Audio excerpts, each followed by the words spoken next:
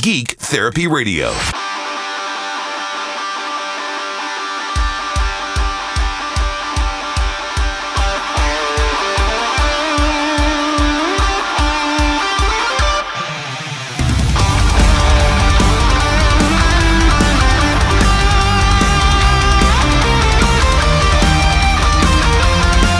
Welcome to Geek Therapy Radio. I am your mental curator, Johnny Hemberger. Thank you for joining me for this broadcast.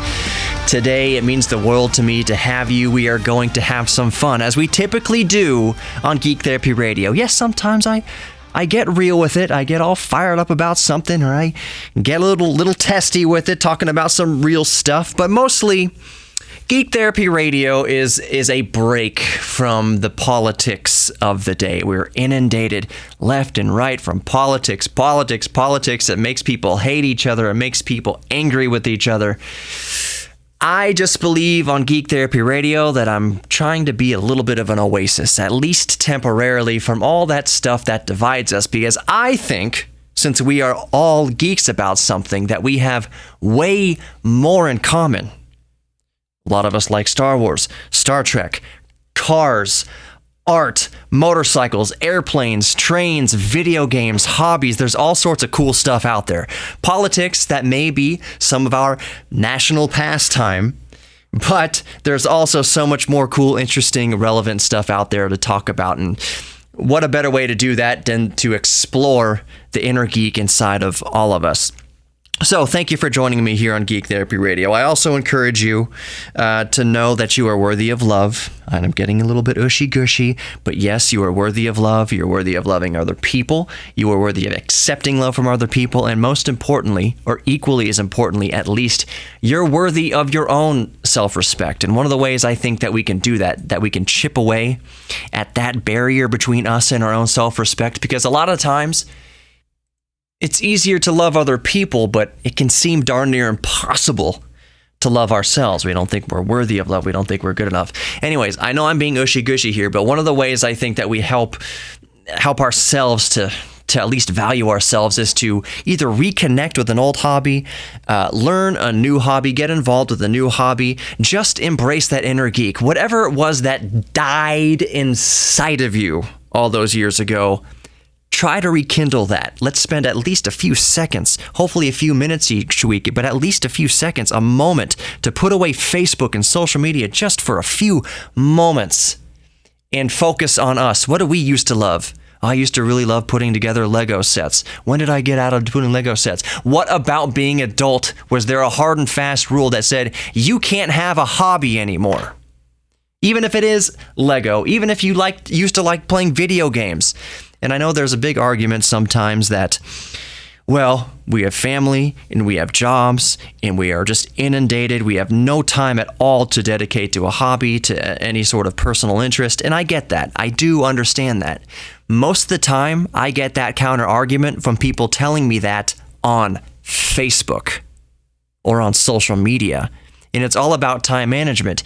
You'll quickly realize, well, I don't have all the time in the world to go out and play basketball like I used to, but if I'm honest with myself, I spent 2 hours the past week at least of screen time with Facebook or any social media or any sort of big time waster. So it just depends on, and I'm talking about even those of us with really, really, really, really busy lives.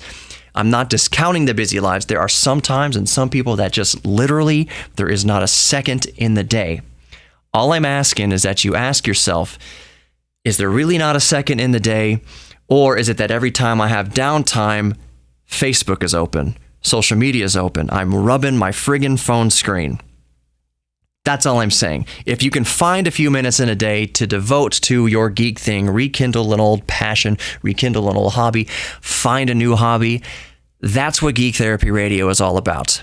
We get so distracted. This first segment was going to be about the Doomsday Clock. I'm going to go ahead and make this second segment about the Doomsday Clock. We've heard a lot about the Doomsday Clock here at the end of the week here in the news. So I want to talk about that, exactly what it is, so you know exactly what it is, and impress your friends at the bar.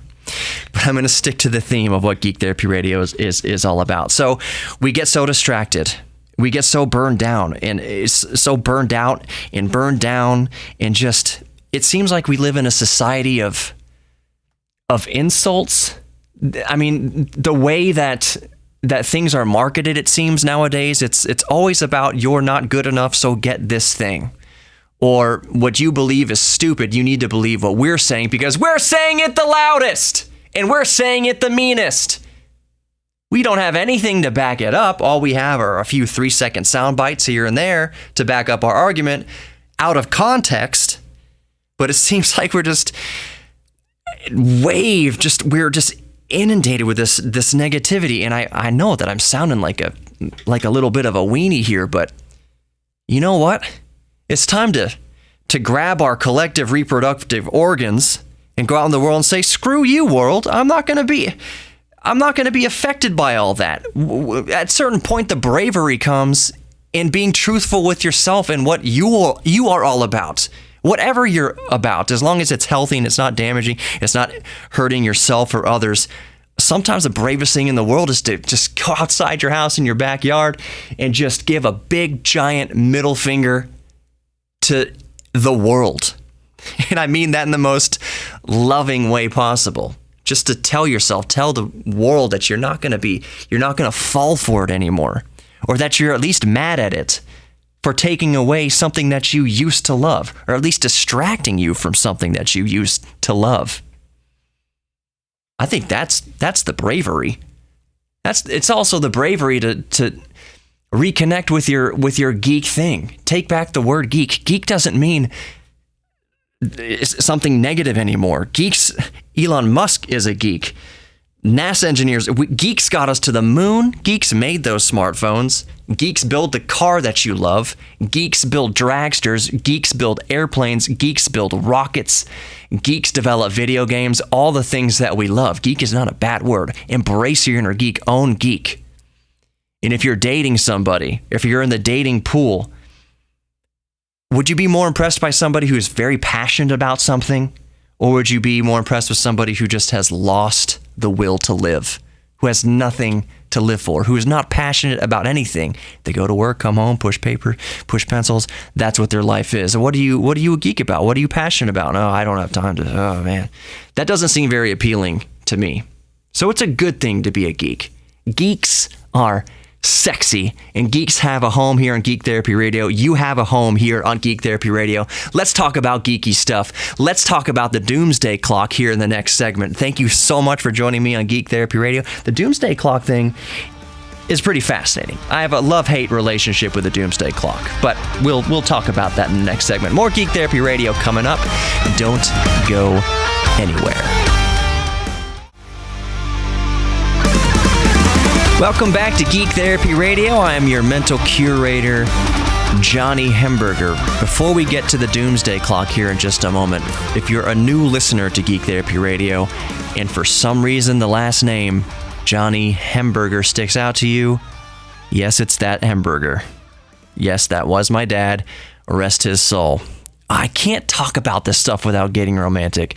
In a nutshell, one reason that I was so happy to get into radio is that even though radio is not as big as it used to be way back in the day, whatever that day was for you, it is still a romantic notion in the grand scheme of things that my voice radiates out through an antenna, and those radio waves radiate out through the universe, and that no matter where my dad is, no matter how far away, eventually those electromagnetic waves could theoretically get to whatever radio he's holding, however many light years away.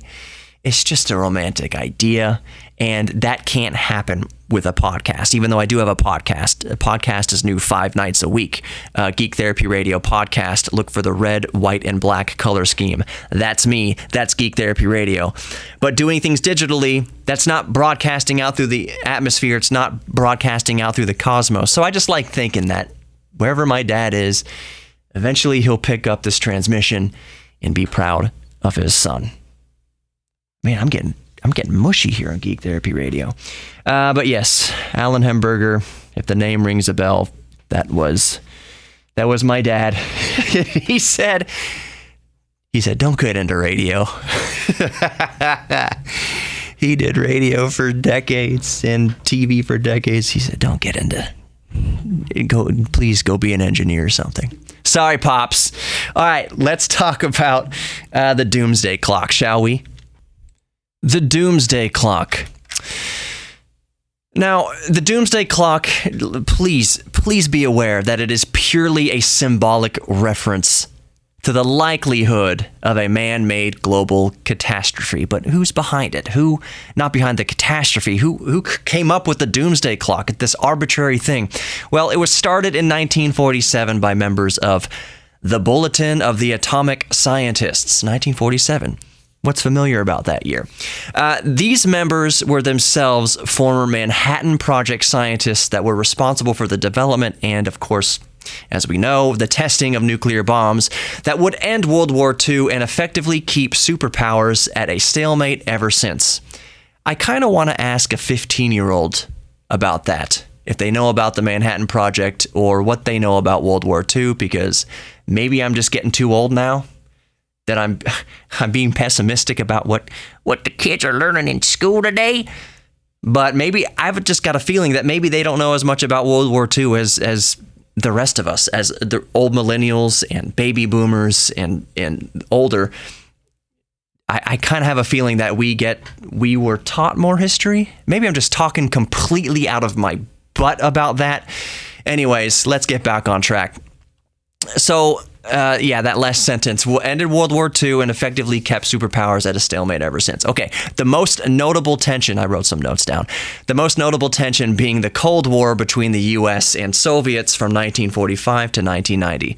So that's kind of a brief history of the Manhattan Project and nuclear bombs and what have you. So at its most basic, returning to the Doomsday Clock, at its most basic, the Doomsday Clock is a metaphor for threats to humanity from unchecked scientific and technical advances. And that's kind of a broad brush right there. But the main factors are nuclear risk and climate change. Okay, so the Doomsday Clock has 24 hours on the Doomsday Clock, but the most important time on the Doomsday Clock is midnight. Midnight represents doomsday, or at least irrevocable damage or harm to humanity. So the closer we get to midnight, the closer we are to Armageddon, basically. So every time the members of the Bulletin of the Atomic Scientists see fit or have one too many gin and tonics, they move the midnight hand forward or backwards, towards or away from midnight, aka doomsday. So, Donald Trump farts a few seconds closer. Barack Obama breathes a few minutes back. Now, originally, the clock was set to 7 minutes from midnight when it first started in 1947, and it has moved a total of 23 times since. The furthest from midnight was at 17 minutes in 1991 after the fall of communism in Eastern Europe, to as little as 1 minute and 40 seconds from midnight after world leaders were flexed on by a teenager too young to buy cigarettes. Now, of course, I'm being silly. I'm being facetious. Facetious is one of my favorite words. Use facetious at a bar and get a free drink. It's free after you pay for it. So anyways, I'm being silly, but Doomsday Clock is really determined by the members for many factors, specifically politics, energy, weapons, diplomacy, climate change, nuclear threats, bioterrorism, and AI, or artificial intelligence. So the actual definitive reason, I know I made a joke about the teenager too young to buy cigarettes, Greta Thunberg wagging her finger at world leaders. No commentary on her. I'm just saying that's what happened recently. The actual definitive reason it has moved closer to midnight here in the early 2020s, or in early 2020, is, quote, and I'm reading this off of Wikipedia. This is where I took the quote from. Quote, the failure of world leaders to deal with increasingly likely threats of nuclear war, such as the end of the Intermediate Range Nuclear Forces Treaty, INF, between the United States and Russia, as well as increased tensions between the U.S. and Iran, and the continued inability to combat climate change. Yeah. So that's why it was moved closer here in 2020 to midnight or doomsday. There's a whole range of factors here, but to boil it down, what they're saying is the members of this team of the Bulletin of Atomic Scientists are saying it's because of the end of a treaty between the United States and Russia and increased tensions between the U.S. and Iran, piled in with the inability to combat climate change. Now, that word inability. So think what you might about climate change. I know that it's a very hot button topic, but to call it an inability to combat climate change, I think a better word there would probably be unwillingness. And again, depending on, it doesn't matter whatever you think of climate change. I just don't like that word inability, because people said we were unable to go to the moon, and we went to the moon. Some people don't think we got to the moon. That's a whole nother thing. But I just, as an American, as a red-blooded American, I don't like that word inability. Don't tell me I'm unable. I will kick climate change's ass. I don't even care if it's real or not. I will kick its ass, I will hunt it down, and I will combat it. Just because you told me I was unable. I don't know what I'm beating up, but I'm going to beat it up. Don't tell me I'm unable.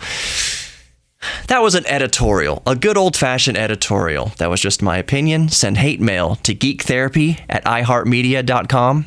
geektherapy@iheartmedia.com. I'm just joking around here. Anyways, so opinions on the arbitrary clock's usefulness is varied. So on the one hand, people think the Doomsday Clock helps keep us safe and accountable to each other. On the other hand, people argue that it negatively affects advancements in the very misunderstood industry of nuclear power generation. You know, side note, it's funny. We fear nuclear energy the same way we fear flying in airliners.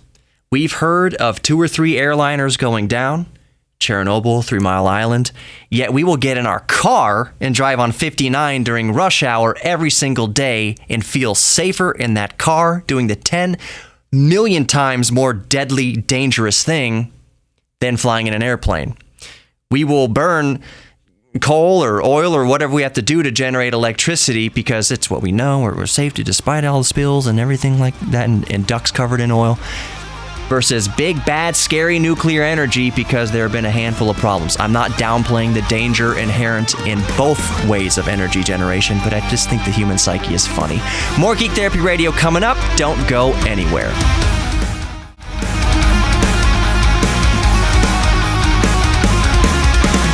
Welcome back to Geek Therapy Radio. I am your mental curator, showing you around this museum of geekiness. Johnny Hemberger, thank you for joining me here on Geek Therapy Radio. Quick reminder, Geek Therapy Radio on Facebook, Instagram, YouTube, all that good stuff. Just basically type in Geek Therapy Radio. It'll bring it up. GeekTherapyRadio.com is a good portal to get to all those things. So if you want to consider subscribing on Geek Therapy Radio, Instagram and Twitter and Facebook and all that good stuff. I do tours of my, 1983 DeLorean. I collect old computers like old Ataris, and I've got an old Pentium 3 laptop laying around somewhere. I'm into all that kind of cool stuff, but especially the DeLorean. What kind of self-appreciating geek wouldn't have a DeLorean? So, of course, if you see a DeLorean driving around town, there are more DeLoreans now driving around Houston than in the past, which is funny because past and future and DeLorean. But there's a good chance. It's still a pretty rare car. It's a good chance that it's me. Anyway, so if you subscribe to the Geek Therapy Radio YouTube channel and Instagram, I do a lot of stuff about the DeLorean from time to time. Old video games, old Game Boys, modifying old Game Boys. One of my favorite computers that I use, and this is kind of the meat and potatoes of this segment here. One of the oldest computers that I use regularly for earnest productivity tasks is my Atari 520 ST. Technically, it's an ST-FM because that's an FM modulator in it. You can connect it to a TV. Nerd alert. But that computer, I believe it is from 1985. It is one of the first GUIs, or graphic user interface, blah, blah, blah, big acronym or small acronym, big words for a mouse pointer and clicking on icons. It actually, the TOS operating system on the Atari came out just before Apple's version.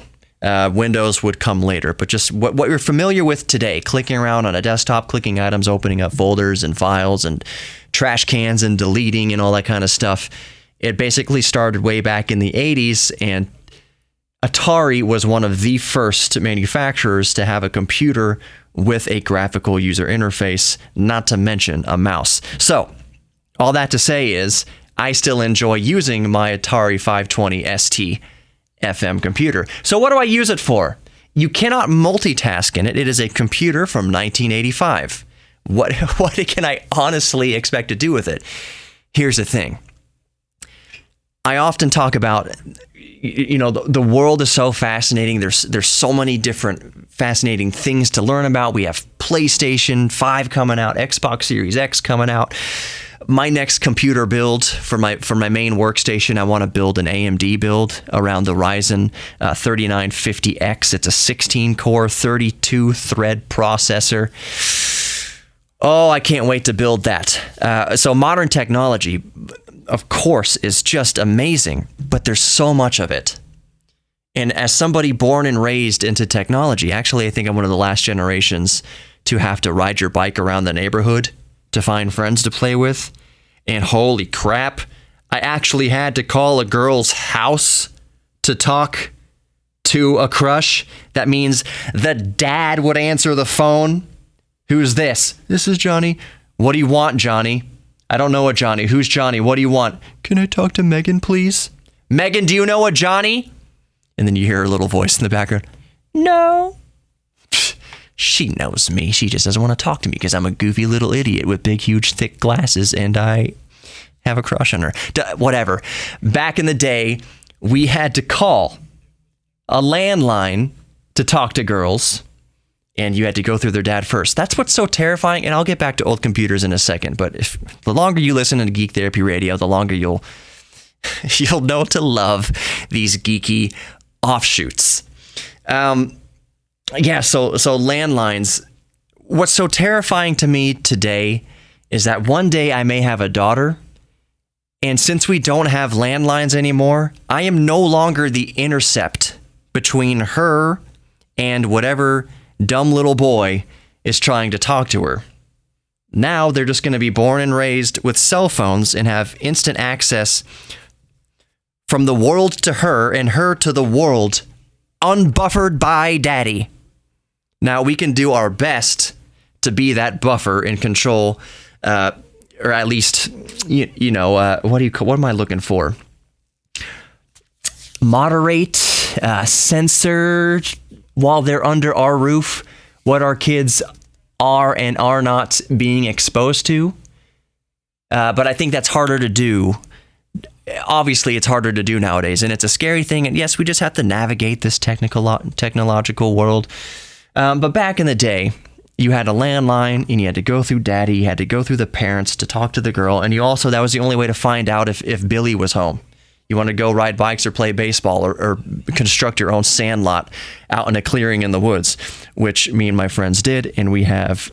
That was the summer of very bruised ankles. It was very hard as 10-year-olds to level. Oh, sure, we could cut down the fawns, the palm bushes and and clear the tall grass and do all that kind of stuff. But it's very hard as a 10-year-old to level the earth and get rid of gopher holes. And we were very proud of that little sandlot that we built shortly after the movie came out. But anyways, the only way we could kind of rally the troops enough to make that happen was either... First, you would call their house landline and see if Billy's home. Second, you would just get on your bike and ride around the neighborhood and see who was available. And you look for the lawn with all the bikes on it.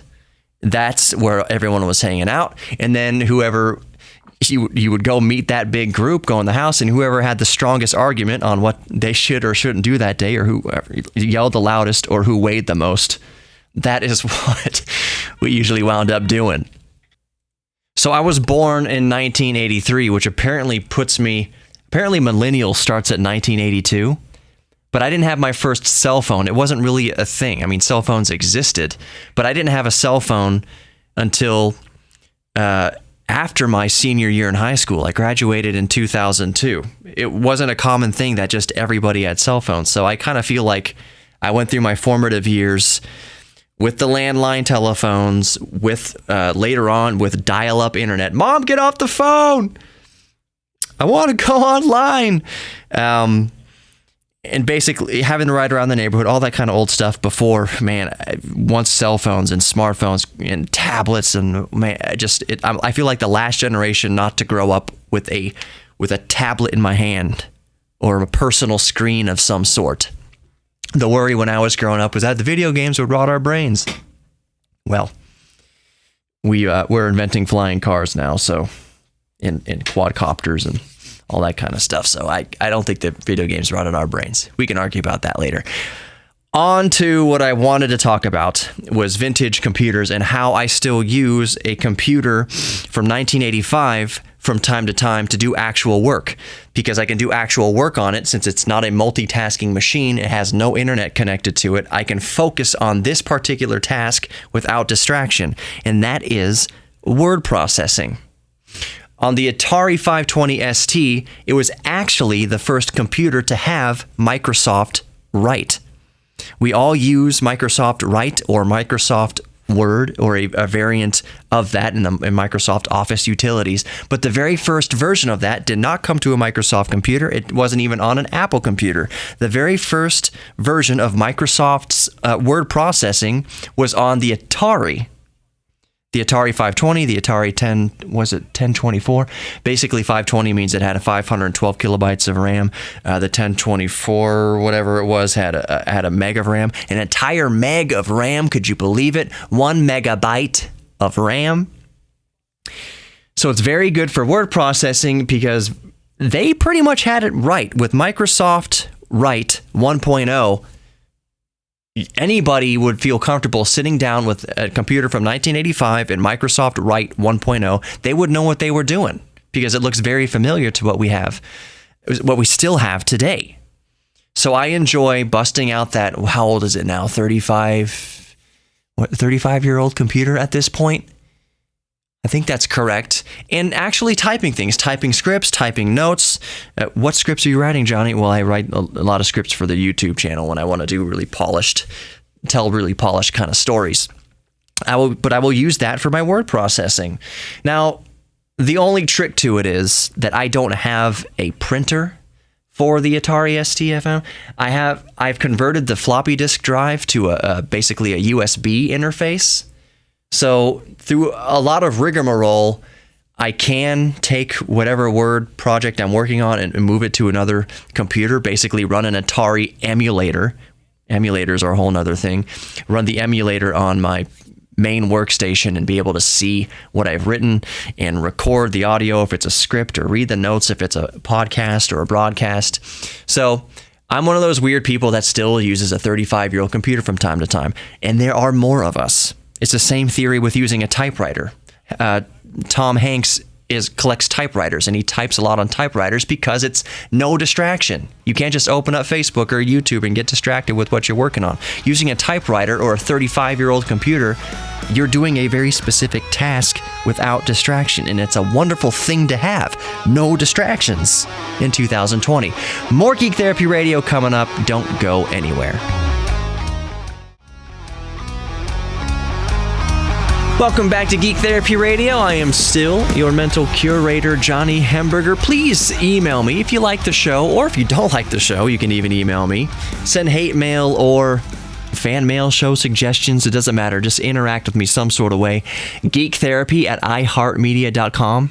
That's the email, geektherapy@iheartmedia.com. Do you have show suggestions, topics that you would like to see discussed on the show? Most importantly, let me know what you're a geek about. Tell me about your hobby or something that you're fascinated by right now. Maybe you like to hear more information of it. Just actually, the most important thing is maybe you just like to share it with others.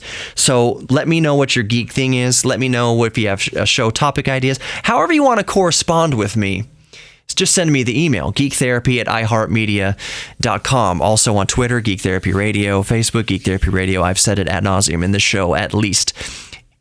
Interact with me any way you want. One of the things that I encourage my listeners to do is correct me if I'm wrong. We are all human. We all make mistakes, and we are all geeks in certain areas that we have expertise in certain areas. So if I start talking about, here's a good example. I do like computers. I do like building computers. A few weeks ago, I mentioned that, I put it in a confusing way that would lead you to believe that RAM speed, your system RAM, your computer RAM in your computer, that the speed of the RAM corresponds to the bandwidth and the throughput of the RAM. They are not linked together. So if your RAM is 2400 megahertz RAM, that the confusion I led listeners to believe is that 2400 megahertz of RAM means 2.4 gigabytes of bandwidth. That's not the case. That's not real. Whether or not I intended to do that confusion is one thing, but even if I just get something flat out wrong, even if I just say something that you know for a fact is flat out wrong, let me know. This is what Geek Therapy Radio is all about. It's about spreading information, and if for some reason doing radio and talking and stream of consciousness by its own nature is kind of a difficult thing to get correct 100% of the time. There's a lot of radio hosts out there that will never ever admit that they made a mistake. I'm telling you right now, I owe it to you, the listener, to be held accountable by you, the listener, especially if it's something critically important. Either way, let me know if there's some correction that I need to make. GeekTherapy@iheartmedia.com. Let me know there. And amongst all the other things you want to talk about, maybe you have show topics, or you want to let me know your geek thing, please do that as well. I want to know all these things. Reach out to me. I read every email. It's awesome to correspond with me. Maybe I'll even have you on the show. I've had listeners on the show in the past, and it's been great. Most recently, I had a listener. His name was Asaf from Israel. What's going on, Asaf? He's from Tel Aviv. It was an interesting conversation. You can go back to the podcast and listen to that. Geek Therapy Radio podcast in your favorite podcast player. When you subscribe to the podcast that is brand new and fresh 5 days a week, make sure you're looking for the red, white, and black color scheme. There's another podcast that's called GT Radio. That's not me. Their color scheme is green. That's not me. I have a feeling that over the past few years, I've sent them a lot of traffic.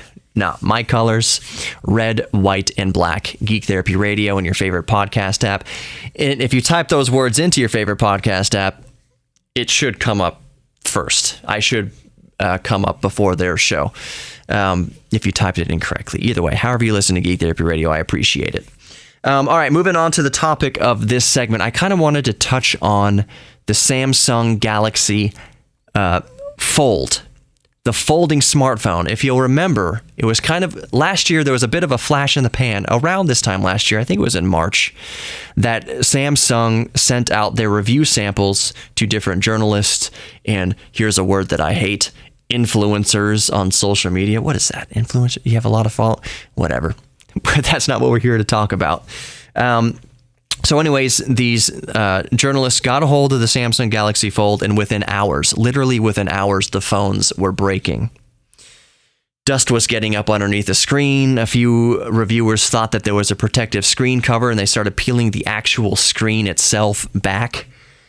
Samsung did a very bad job of rolling out the Samsung Galaxy Fold. They rushed it.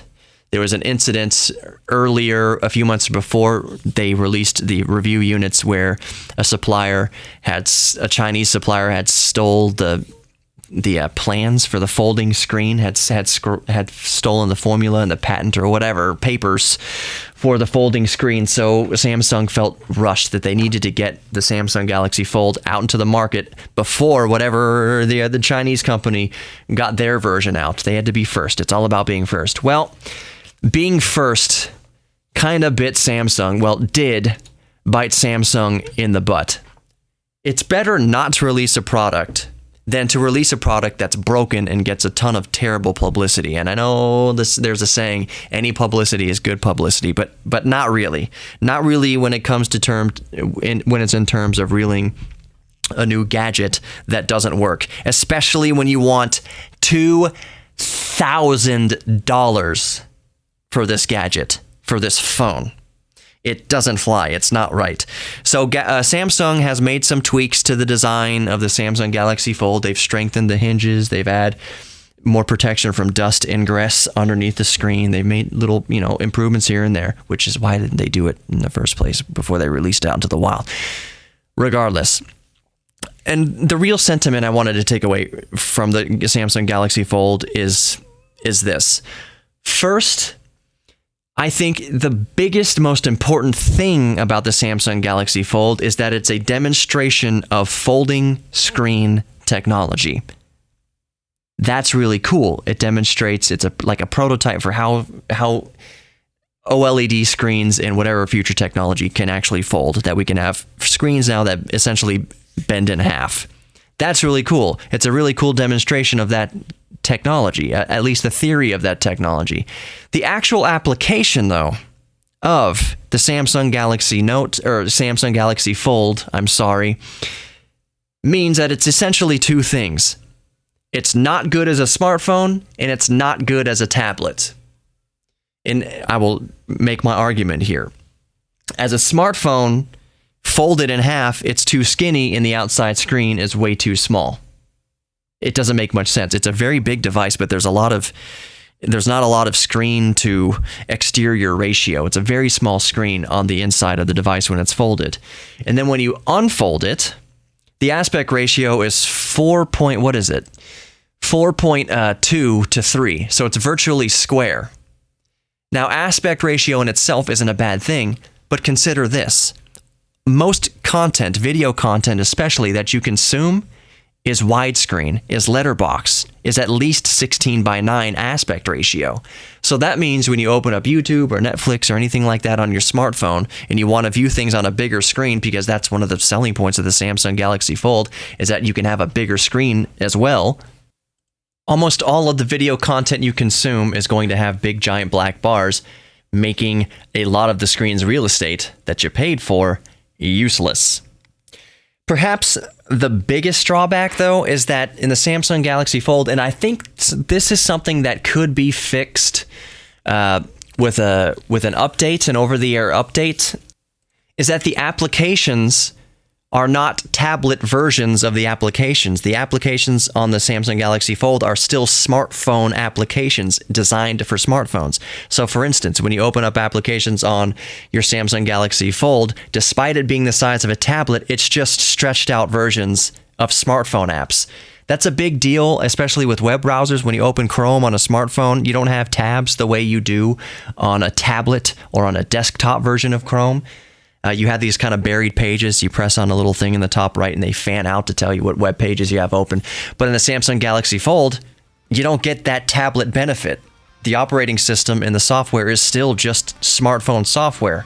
It's just mishmashed and mushed and stretched versions of smartphone apps. It doesn't quite work.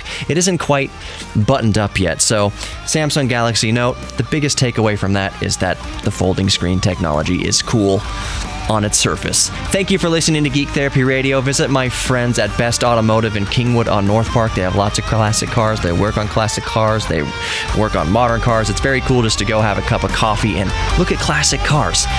Anyways, GeekTherapyRadio.com for more information. Thank you so much for listening to Geek Therapy Radio this week. You are worthy of love, and I'll see you next week.